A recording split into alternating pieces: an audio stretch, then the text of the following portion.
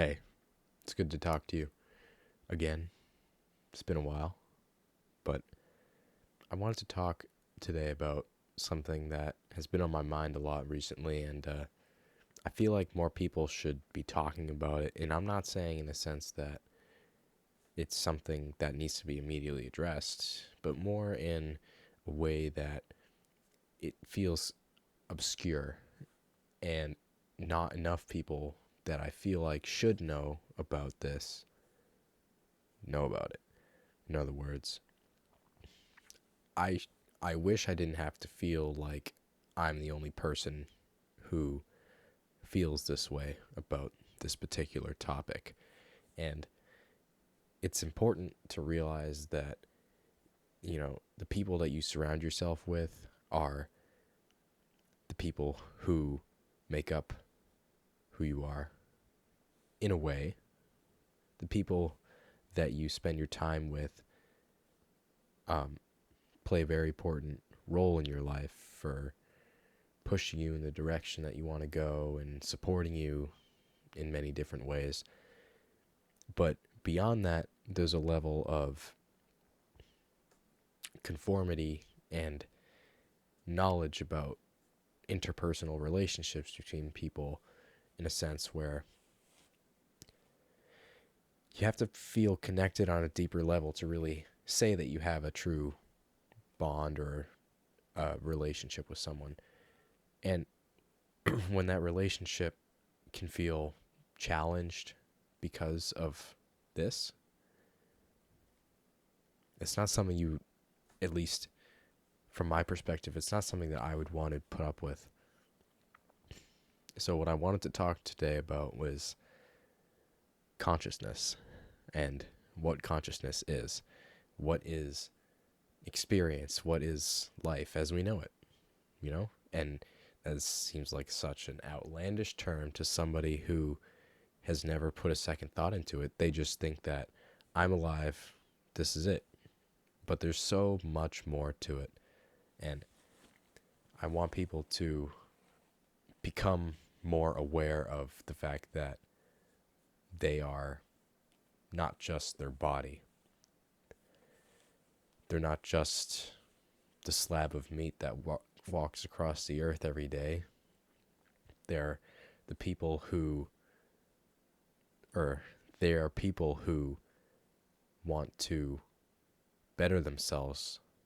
There are people who are unhappy with who they are, and there are people who are unable to find the reason why they have so many unsolved conflicts in their life. And what it comes down to is your consciousness and how necessarily aware of the issues or concerns you have in your life, or the inability to recognize the blessings that you have that you're surrounded by every single day. And like I said before, it's important to realize what you are. You are more than just your body. You are a spiritual being experiencing a body. That's what consciousness is, at least to me. And you can feel free to disagree with my opinion. You see, drop a comment down below if you agree or disagree. I want to chat with you about it because I feel the need to tell people about what they should be. I want to make people feel inspired. I want to see people do better for themselves. So, to me, it's very important that I get these ideas across to those who might find the information useful. I'm already starting to sound like Terence McKenna. That's an exaggeration. Anyway, consciousness. What is consciousness? Coming from an 18-year-old human being on planet Earth, what is consciousness? And I tried to describe what I think consciousness is to a friend of mine a few days ago, and I described it as being the experience of your inner dialogue, not the inner dialogue itself. So, you have your thoughts in your head, right? You have what you think about, you have what you go about doing throughout your day-to-day life. You have what interprets your surroundings, basically. If there's, for example, there's a cup of hot coffee with 3 creams and 1 sugar, in your head, you're going to say, oh, that coffee looks really good. I think I'm going to drink it. Coffee. Yum. Okay? That's what your mind is telling you.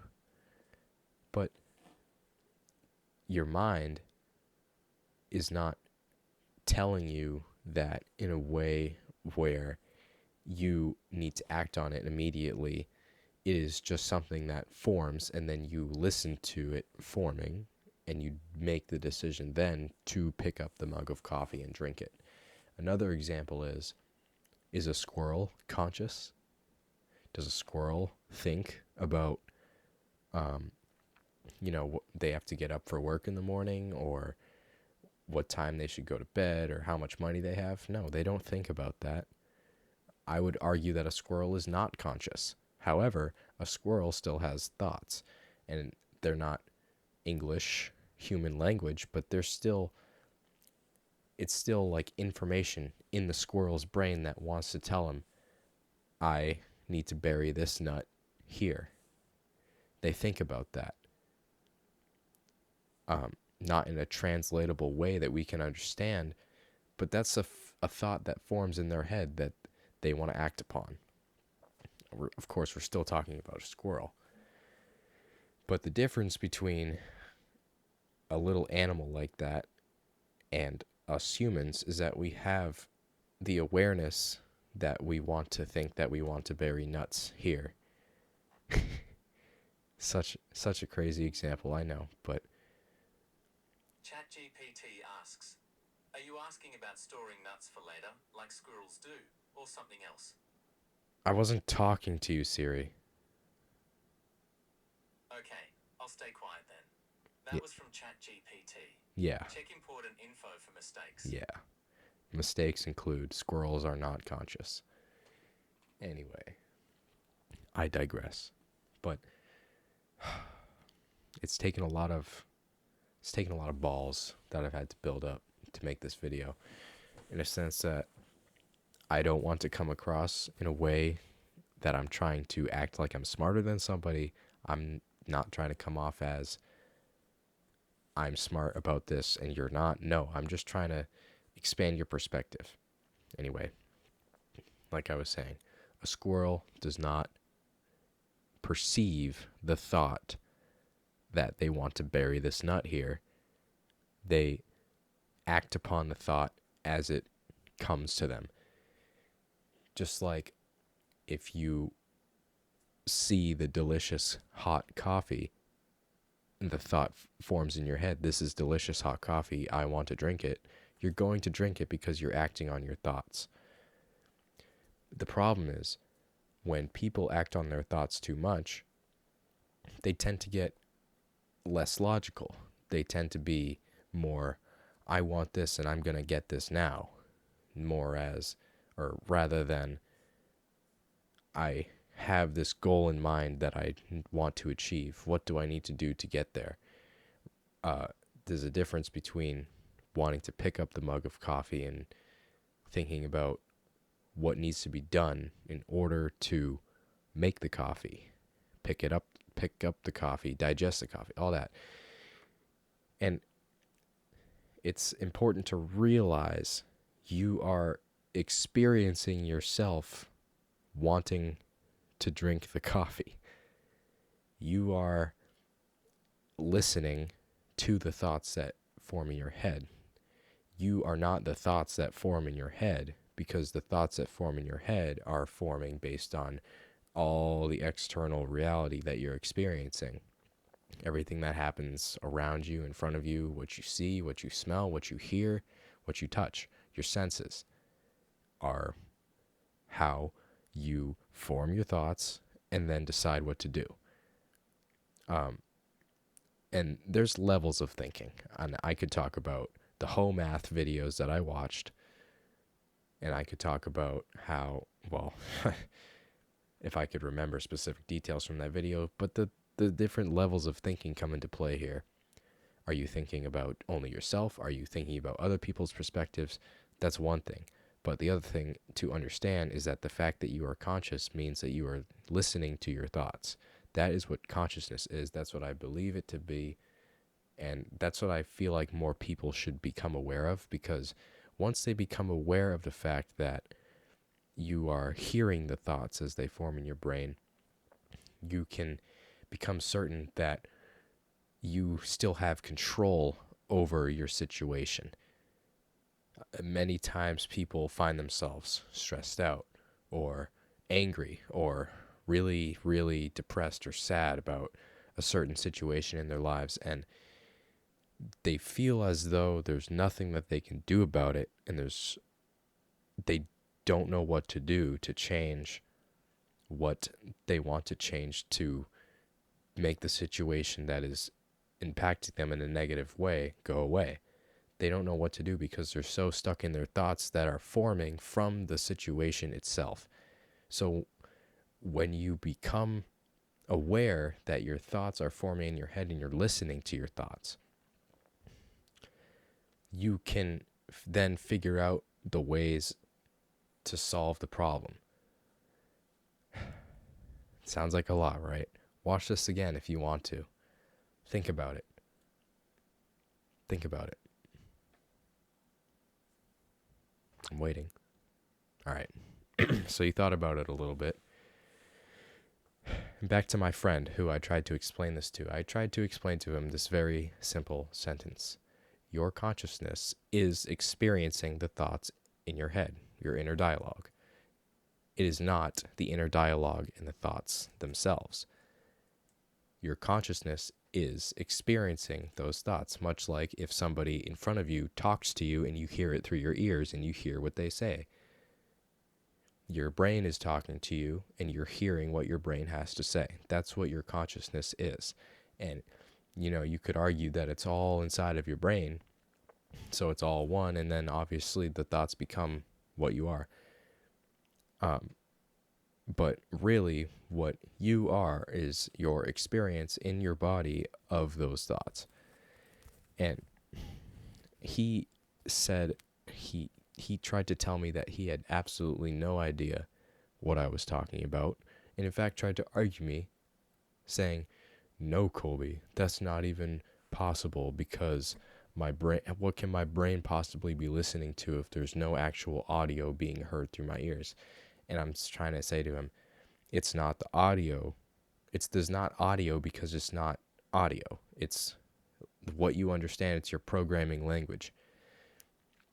So obviously, whatever language that you learned is whatever language your thoughts would be in, which begs the question, what language do deaf people think in? Never know. You never know. And you never know what's going to go on inside of a deaf person's head. What language did they learn? Do they think in American Sign Language? Like, do they think of the images of hands making the symbols? That's my best guess. I digress.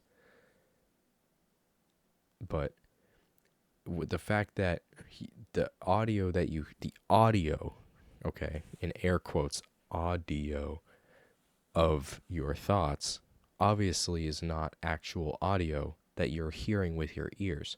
It's a structural building of information within your brain that you are then experiencing in your brain. And because think about it. If your thoughts were a person in front of you talking to you, and you hear their voice through your ears, and you hear what they say, and you understand what they say, you take in what they say, it's happening inside of you, inside of your brain. Your brain is talking to you, and you need to listen. If you can respond to things in that deeper level, like this is what you're thinking, right? And then this is what you're interpreting. This is what you're understanding about what you're thinking.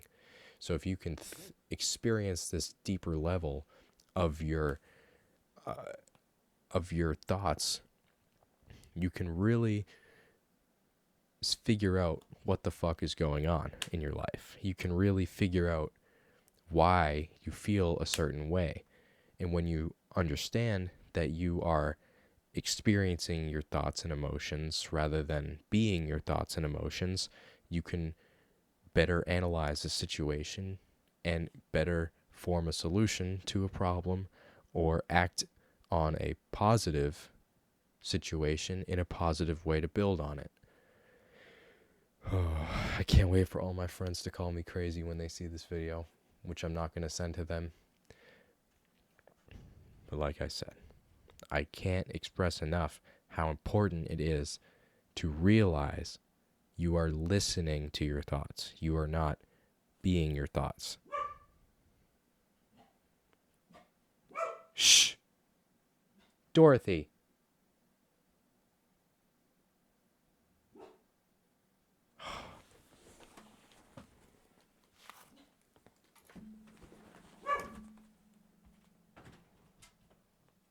Hey.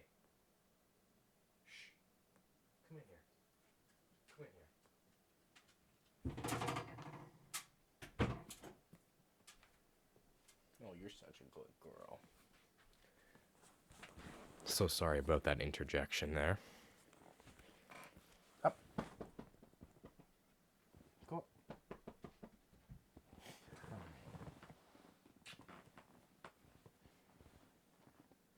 The lighting's bad, so you can't see my dog. I'm keeping that in the video just for likes and comments about, oh my god, your dog is so cute. I can't wait for all that. Dorothy, what do you think about? You obviously thought about how you heard my voice talking, didn't know what the fuck you were hearing and started barking. But now that you're in here and you know what's happening, you're chill. You're sitting and I know you can't see, but she's down on the floor here and I'm scratching her butt. But like I said, these animals that we think are not conscious, they obviously probably aren't, because they're hearing their thoughts forming from external stimulation, aka your senses, and they're acting on that. They're not thinking about, oh, this is a good idea or this is a bad idea. That's that deeper level right there. They're just acting. They're acting on their thoughts, acting on the emotions that come to them spontaneously. And in humans, it's the same damn thing. People too often act directly on their emotions or their feelings or whatever situation, external or internal, they are experiencing that in their head, okay? And they're hearing what they're thinking in their head. But who's the listener? The listener is you. You are listening to your thoughts. I don't know how many times I have to fucking say it. And I don't care how many times I have to fucking say it.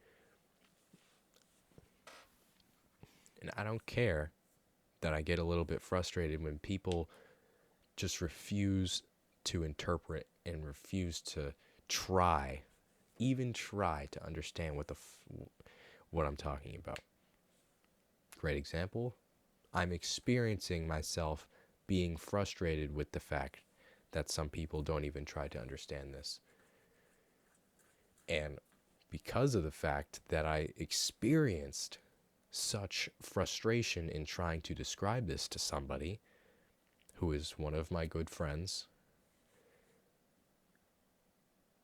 I took action on the thought of becoming more pronounced with my ideas and coming up with a 20-minute YouTube video that would better come across or better describe my ideas. Obviously, a conversation like I was trying to have with him, which was similar to this but more in a casual way, it didn't last 20 minutes. It lasted probably 5. And that 5 minutes, included a lot of laughing, and Colby, what the fuck are you talking about? I get that a lot. Sometimes I don't know what the fuck I'm talking about, but sometimes I'm not putting it into words that you can understand. I try though. Dorothy, come here. But like I said, I'll say it one more time. It is important that you realize that you are experiencing the thoughts that come to your head. They come and you decide to act on them or disregard. But what it comes down to is using that to your advantage. Understanding why you're angry at your girlfriend or your boss or your friend or whoever. If you understand the reasons why you feel the way that you feel, or the reasons why you came up with the thought that you just heard in your head, then you're getting into that deeper level. You're exercising your consciousness a little bit more. And one other thing I'd like to say is that just a simple video is not going to be enough for any, or it might be enough for some person, maybe one or two. But for the majority of people who watch this video alone is not going to be the thing that opens you up and you snap, realize this, and your life changes immediately. But for most of you, it's actually going to be, now that you have this knowledge, there's going to come a point in your life, whether that's a spontaneous moment or a development thing over a period of time, you're going to realize that I do know what I'm talking about, and what I'm trying to describe to you is, in my experience, the way that your brain is and who you are. What you really are is the listener to your thoughts. And it could be meeting a new person who validates what I'm saying to you. It could be you deciding to act on your thoughts in a more reactive and proactive way, in a positive or a negative way. And over the course of that amount of time, you become smarter about yourself. You become more aware of what the hell goes on in this complex system of neurons that we call our brain.